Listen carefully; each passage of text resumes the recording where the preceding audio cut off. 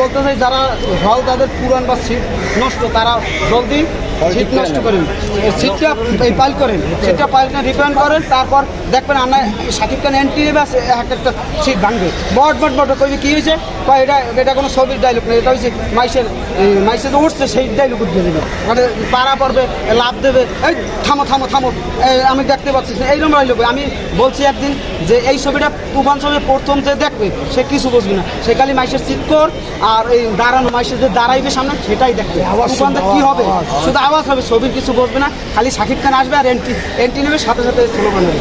এইটাই কেমন আপনার কাছে তুফানের টিজার কেমন লাগছে? কি মনে হয় কেমন হবে এটা কেমন ব্লকবাস্টার হবে? All time blockbuster.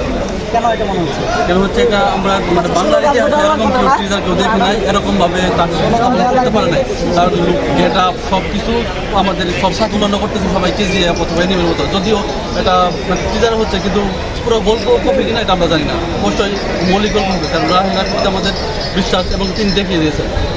ভাই আপনার কাছে কি মনে হচ্ছে কেমন আমার চলছে? কাছে অনেক ভালো লাগছে, অনেক মুভি দেখে অনেক খুব পছন্দ লাগে। তুফানের টিজার দেখেছেন? কোনটা ভালো লাগছে, কোন পার্টটা বেশি ভালো লাগছে? বেশ প্রথম পার্টটা সবচেয়ে ভালো লাগছে। আপনার কাছে একটু শুনি ভাই, কোন মানে তুফান তো টিজারটা দেখছেন কেমন লাগছে আপনার কাছে?